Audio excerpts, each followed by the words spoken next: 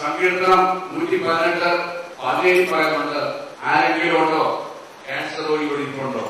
ഡോക്ടർമാർ പറഞ്ഞിട്ടുണ്ടോ? ഇവിടെ ഇരിക്കുന്നവരോടോ നിങ്ങളുടെ വീട്ടിലുള്ളവരോടോ ഡോക്ടർമാർ പറഞ്ഞു കാണും 2 മാസം കഴിയുമ്പോൾ മരിക്കുന്നു. എങ്കിൽ ഈ സങ്കീർത്തനം 118 സംസാരിക്കൂ. ഞാൻ മരിക്കത്തില്ല, ഞാൻ ജീവിക്കും. വചനം പറയുന്നു, ക്യാൻസറിനെ നമുക്ക് സംസാരിക്കുക, ഞാൻ മരിക്കത്തില്ല, ഞാൻ ജീവിക്കും. കർത്താവിനെ പ്രഘോഷിക്കാൻ വേണ്ടി ഞാൻ ജീവിക്കും. ഇതൊരു ആത്മീയ സമരമാണ്. ഇത് സ്വാഭാവികമായിട്ട് ഈ ലോകത്തിലെ വിജ്ഞാനികൾക്ക് മനസ്സിലാകാത്ത ദൈവികമായ രഹസ്യമാണ്.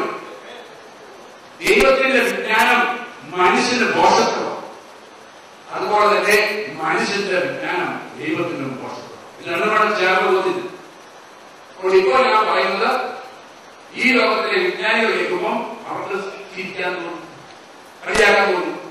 കാരണം അവർക്ക് മനസ്സിലാകാത്ത ഭാഷയാണ്. ദൈവത്തിന്റെ ഭാഷ ലൗകിക മനുഷ്യന് മനസ്സിലാകത്തില്ല. കാരണം നമ്മൾ നമ്മുടെ സ്വാഭാവികമായ ജനനം ആദത്തിലാണ്.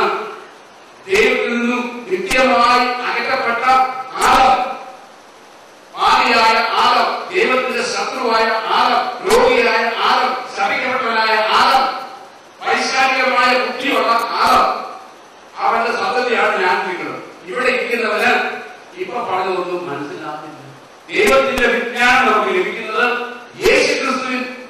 ഏറ്റവും വലിയ ബുദ്ധിമാനായിരുന്നു സാവൂൾ. വളരെയധികം വിദ്യാഭ്യാസം ഉണ്ടായിരുന്നു സാവൂൾ.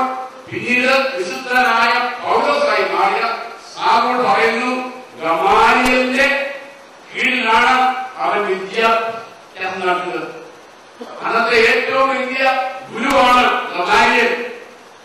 അത്രമാത്രം പേര് കേട്ട വിദ്യാസമ്പന്നനായ ഗമാലിയലിന്റെ അടുക്ക പോയി വിദ്യ സമ്പാദിച്ച ബുദ്ധിമാനായ പൗലോസ് പറയുന്നു, ഇന്ന് ഞാൻ ക്രിസ്തുവിന് വേണ്ടി ഒരു വിദ്യയാണ്.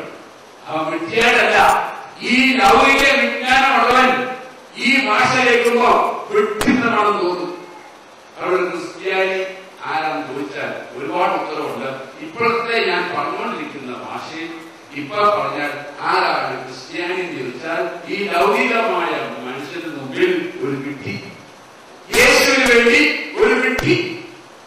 ഈ വിഡ്ഢികളുള്ളതാണ് സകലാജ്യം. ഈ വിഡ്ഢികളുടെ കൂട്ടായ്മയാണ് യേശു അംഗീകരിക്കുന്ന സഭ.